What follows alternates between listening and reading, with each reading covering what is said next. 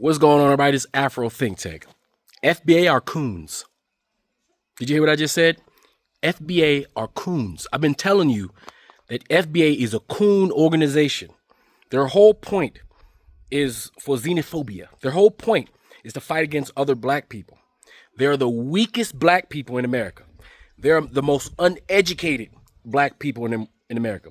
They have the smallest and most limited vocabulary in black America. They do not have the ability to comprehend basic information. And because of that, smart white supremacy has managed to grab hold and put a battery in these coons' back. And these coons, these FBA, keep in mind, FBA, which is a xenophobic organization, and you even hear the white people that they want to validate them because they're excited. You're going to hear the excitement of this coon, right? Which is cultural consistency of xenophobic, hateful coons. These are the same black people that would have, in fact, sold us into the transatlantic slave trade. When these idiots use white talking points to fight against their own black people, what do they always say?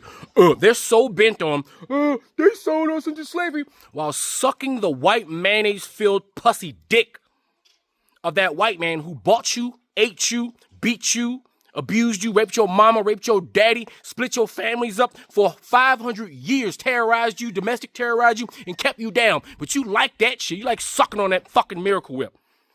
But you got a problem with Africans wholeheartedly. You can't forgive them. You can't have a decent conversation. You can't move on for the supposed past of the pain that you supposedly suffered from the Africans. But you done moved on with them white folks. So much fact that the exact white folks, the exact kind of white folks that we have in power right now that are showing their savage, barbaric Neanderthal ways, you are waiting to be valid. They validate you and you fucking piss in your pants like little bitches. Because you're so excited. Oh, the Republicans, they're on our side. Oh my God, they validated us. Everything's been, we made it. You are trash. FBA, you are trash. No one respects you. Even the people that just validated you don't respect you. They see you as dogs, as fools. They see you as a result of their what do you call it? Divide and conquer techniques. So there's no confusion. All you people who don't know who Tariq Nasheed is, because they bigging up. Look, you got Tucker Carlson bigging up Tariq Nasheed. Now, keep in mind, didn't Tariq Nasheed brag about how right wing they want to give him a big bag and put him on a big show? Didn't he brag as there's a validation of his importance and his relevance in this so-called FBA movement, the movement that takes black people to absolutely fucking nowhere? Listen, if y'all want to delineate, just do it. Delineate. You know what delineating is? Stop coming to Pan-African channels and talking about what we doing over here. Stop coming to African-Americans channels who are proud of their blackness, because you can't have black. Listen, FBA, y'all can't have black. Black means African. Black pride is something that's excellent. You guys don't represent that. You guys represent shit.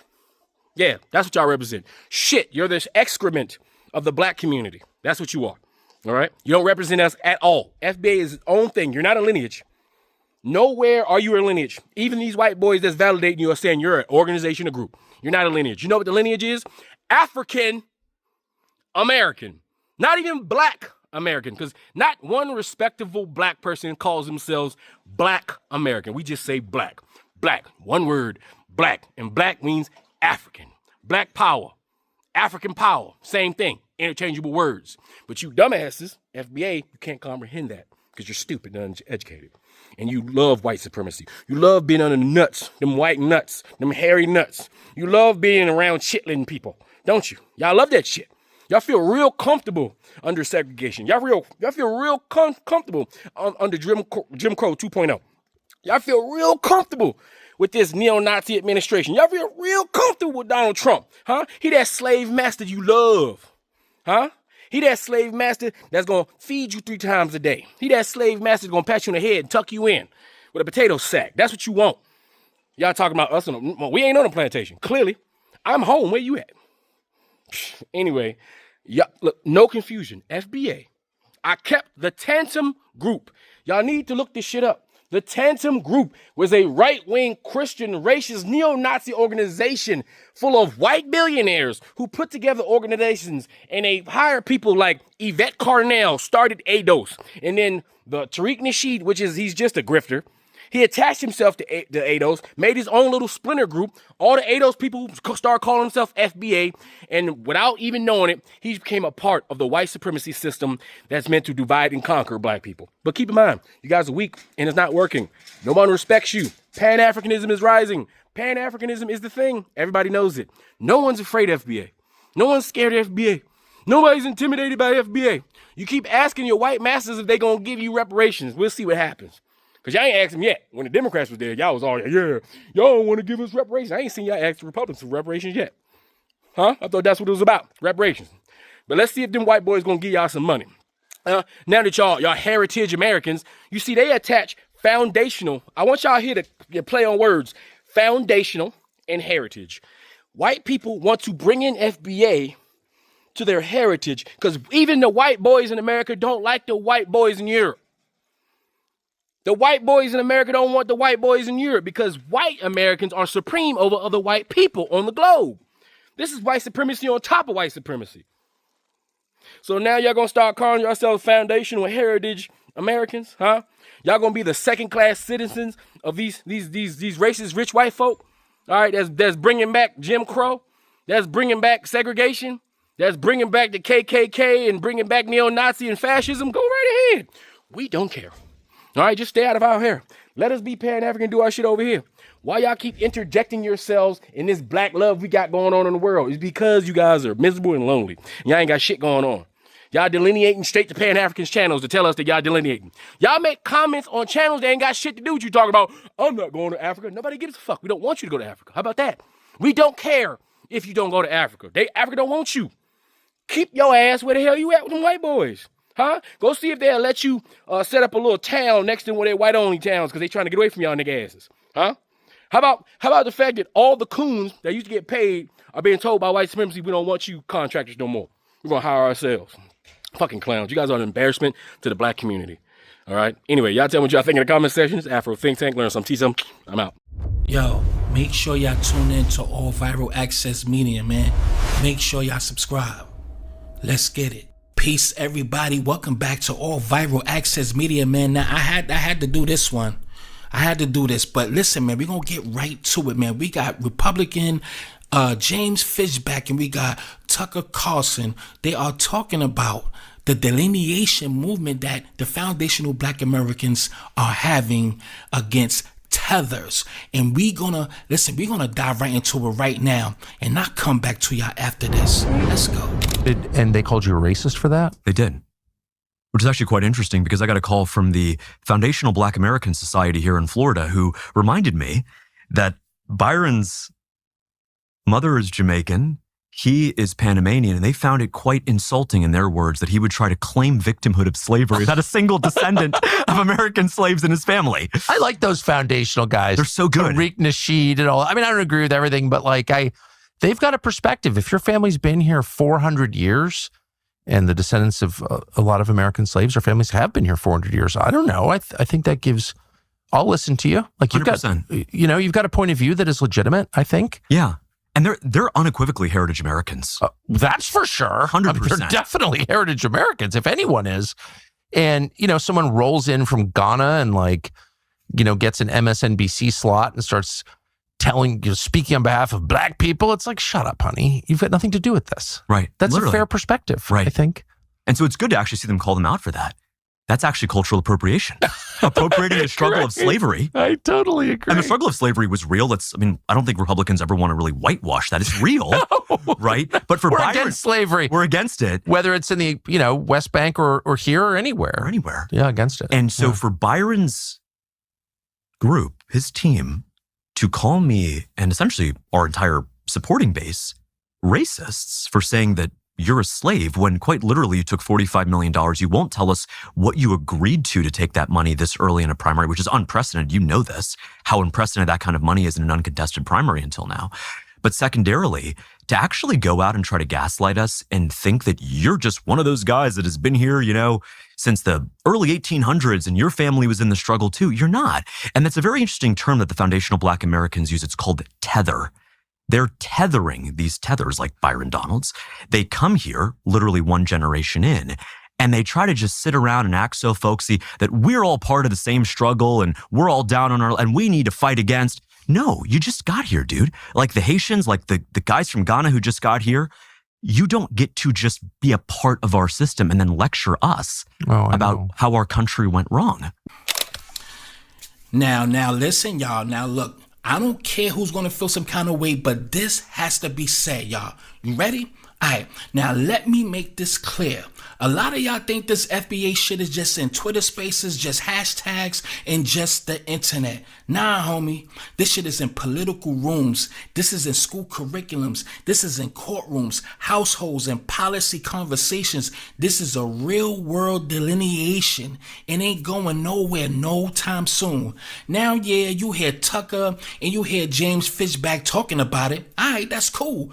At least they understand where we coming from. But don't get it twisted. That don't mean we letting our guard down. This shit don't mean we on some kumbaya shit with anybody. This could be just a political angle. We ain't stupid. But it is what it is. FBA is a white supremacist anti-black movement masquerading as black empowerment. Tariq, Nasheed, and all of them can go to hell. Instead of focusing on Tyree Nichols and him being brutally deleted and police brutality, you guys are more focused on whether or not they're black immigrants or not. They're so anti-black, they are resorting to white supremacist scientific racism, saying they can't be black American because of the circumference and diameter of their heads and their hairlines. You got another one right here that says them hairlines ain't native. Instead of focusing on the situation at hand, you instantly go into a diaspora war and care about whether or not it fits your white supremacist anti-black viewpoints of black immigrants. Screw you, and don't complain when them lights get turned on you. Since I'm living in my car today, I'm just going to try and catch up on all these TikTok. I am here to apologize. I made a horrible mistake. And let it be known, this is why you got to truly do your research. And sometimes you're moving and grooving, you're trying to reply to shit, and you don't do the research. And that's what happened to me in regards to FBA. I made a video earlier around FBA versus ADOS. And at that time, I just thought that FBA was a term, Foundational Black American. And I thought it was really a good fitting term to describe our experience and our ethnicity in this country. And then I had my understanding of ADOS, which for me is just a xenophobic group or pseudo organization. Well, this person, thank you, in my comments said, hey, you know that FBA is Tariq Nasheed's joint. And I'm like, oh man, what did I do? I am not a fan. Because he is one of a handful of black American orators. I like to call them orators because they got the gift of gab like a mug. Just be talking shit. Just talking shit. Snake oil themselves. Something of what they say sound like it makes sense. But often we coming from pain and fear and frustration don't really unpack many of these origins. You know what I mean? That's in the community. Talk good game, boy. I first heard about him when he tried to talk a good game about hip hop. For those who know me, I am a native New Yorker, born and bred, and you can see the grays in my hair. I've been so for a minute. Basically, I'm older than hip hop, homie. And this fool tried to break down the history of hip hop, saying that Latin folks weren't a part of the creation of hip hop. Tariq, now she's not even from New York.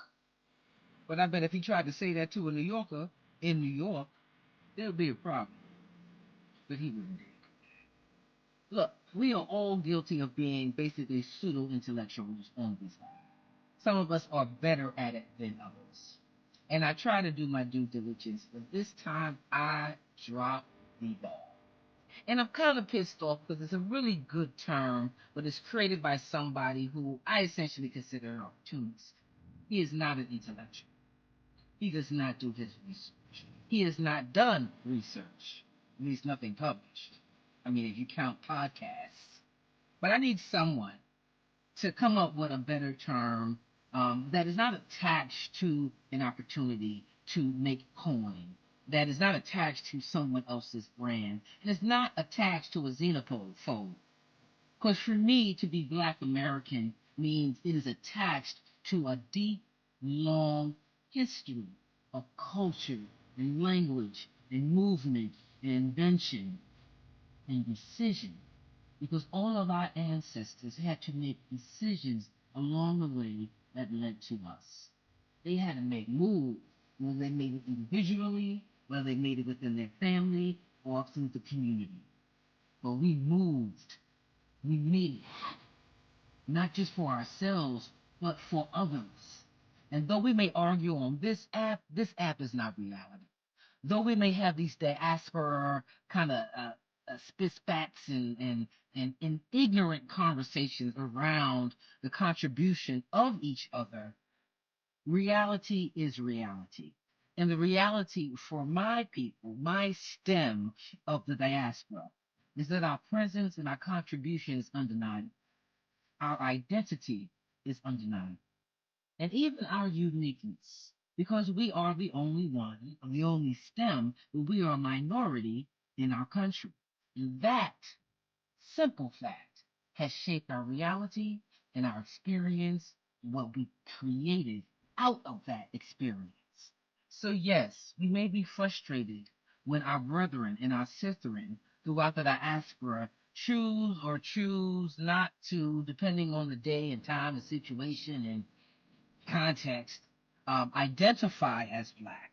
Sometimes, yeah, we all Black and they mad at us because we're like, yeah, we identify as Black, but they think that we're centering Blackness around ourselves when really, if you look in our history, we created this idea of an interconnectedness, of Blackness within the diaspora because we were the minority. Whereas our other brothers and sisters, and they were the majority in their country, they were fighting colonialism. So they were disempowered in another way, but they had each other in number. So they identified through tribe, nationality, or ethnicity. It was harder for y'all, let's keep it 100, to want to identify with this idea of Blackness initially, because it was connected to us. In your relationship with us and the country that we call home was always problematic. It's not based in ignorance. And then on the flip side of that, here we are saying, wait a minute, we know who we are. When we have this conflict even within our country. But at this point in 2024, a lot of us like, listen, we are Black American. We have been here way too long. There are too many unique attributes about us because we have been here way too long. Perhaps even longer than many African countries have been in existence as we know it today in this modern time of Europeans carving out shit. So see, our existence as a diaspora is very complex, you know? And all this back and forth really does not serve us because we are distracted from the time we can commit to truly learning about one another and how we're connected. Because that interconnection truly is our power. We don't have to speak the same language. We don't even have to do a deep dive into each other. We just need to know enough to move with each other. So can we try that? Have I digressed from my original point? Yeah, a little bit. The point is, I'm pissed that FBA was created by an idiot. So I just got to figure out a different term. But for now, it's Black American. And say it loud. I am Black and I am proud. All right, P. James Brown. And if anybody wants to buck up, I just want you to find anything within your culture that identifies as Blackness, like a song or something, anything that predates us doing it. If you can do that, I say less, but you can't. It's okay if we created it, but we don't own it. Come on, we've been asking y'all to come on. Just if you're going to come on to the Black side, stay there. Tanzania. I was over Tanzania. And, that's my first time going to that part of Africa. So I'm thinking about, people with malaria. And I'm like, hey, man, where are the kids with malaria so I can go, hug them or something? Where are the malaria people? Because when you think of Africa, you think of little sickly people. I'm looking at people all healthy and strong, and they looked at me like I was a damn fool. He's like, ain't nobody got no malaria. Yeah. He's like, brother, there's a tree right there. We can go crush the leaves, make a tea. We drink that. The malaria's gone in 3 days, brother. I'm like, wow. What do you think about the presentation of Africa to African Americans? See, we believe everything that the white supremacists tell us. They tell us that Africa is Tarzan. They got a new Tarzan movie out now, by the way. So everybody's walking around in grass thongs and naked and ashy and living in huts. And what's interesting about that, white people go over there living it up. Yeah. Man, they go over there vacationing, partying up. Every time I go to Africa, man, it's a plane full of white people over there. They got us scared to go, and they over there setting it off. Africa's beautiful, man. South Africa's beautiful. Yeah. Go to Zanzibar. Beautiful island right off the coast of Tanzania. It's beautiful over there, man. And the brothers and sisters are so open to us vibing with them and connecting with them. How do they treat you as an American going over there? Man, they love us over there. There's a myth that Africans don't like African Americans. Yeah. That myth comes from African immigrants coming over here and the white supremacists telling them, don't hook up with those black folks now. Hey. Because, whenever we talk about injustices, they always tell black people, hey, well, you don't like it, just go back to Africa. But every time we try to hook up, they sabotage it. Hey. Go back to Marcus Garvey. When we tried to hook up with Africa with Garvey, the FBI sabotaged that. Specifically, they sent in agents on Garvey. Back in the 70s, the Big New Brzezinski, they put out a paper saying we do not want Africans and African Americans hooking up at all. Because, there were a lot of African revolutions over there in the 60s and 70s, so people were fighting for their independence. Mugabe and all those people getting those white supremacists up out of there. So they didn't want us hooking up with that. When they did that Rumble in the Jungle with Ali and Don King, they didn't want that to happen. Yeah. But Muhammad Ali, and they wanted to go over there and link up with the people. That's why Muhammad Ali is a big icon. Right. That brother was on that Pan-African thing all the way back then. And even in the 90s, when Gaddafi, he was getting independence as far as economics. He's trying to get everybody on the gold standard over there. He was trying to hook up with African Americans through Minister Farrakhan. Gaddafi was going to give Minister Farrakhan $1 billion to help African Americans over here. It was Bill Clinton that came in and stopped that. You understand? So every time we try to link up with Africa, they throw a wrench in that. Yeah. So it's up to us to take that initiative and stop listening to what they tell us and realize that our brothers and sisters over there are very open to us. Mugabe, he's another one who said, hey, I want to hook up with African Americans. See, the thing is, Mugabe has taken control of his resources. He said, I'm getting these diamond mines back. Y'all not going to come over here and rape our resources and then leave us broke. We're taking control of everything. But then the white supremacists put trade sanctions on him and start talking about humanitarian issues, and he's a tyrant. But before him, Ian Smith, who was the prime minister of Rhodesia, that's what Zimbabwe was before it was Zimbabwe. I mean, that was an apartheid state. They were murdering and slaughtering the Africans over there, but they never said anything about humanitarian issues then. So we got to stop listening to them and start listening to each other. Have you had visits from the FBI, the CIA, or have you found yourself in their crosshairs? Oh yeah, FBI several times. Okay. Several times they visited me. Oh yeah. Yeah. What happened with that? The first time they visited me, they came to me in 2016 asking about Micah Johnson. There was a brother down in Dallas who just started busting on cops. And they started asking a lot of influencers, what did we know about this guy? Did we know him? Were we a part of an organization with him? They wanted to make sure that there was not some kind of secret network of people influencing folks to go out here and target folks. Wow. So yeah, I never met this dude. But they thought, okay, you're an influential guy. So we're just double checking. And they just kind of wanted to let me know that I'm on their radar. Yeah. Wow. So they've done that a couple of times. Let me tell y'all something. I've gotten calls from these white networks wanting to put me on and give me a real big bag to get on TV and get out here and start throwing black immigrants under the bus. Somebody sent me this link of some dude. He made this one dude. I think he's in the UK. I don't know. I think he might be either Nigerian or from Jamaica. I don't know who he is, but he was criticizing me. I'm not Nigerian, by the way. Talking about, us being foundational black Americans and talking about how black Americans, this dude, now I want y'all to listen to this. He's talking about how we, foundational black Americans, we have an identity crisis. So I think this guy is Nigerian, by the way. No, I'm Jamaican. He's talking about how foundational black Americans, we have an identity crisis. Now I want y'all to listen to this. You think they haven't hit me up, people? Y'all think these folks haven't hit me up? And I'm talking about especially a person like me, as black as I am. They would love for me to join with them to dump on some black immigrants. There's a huge bag for that. They would love for me to join with them to dump on some black immigrants.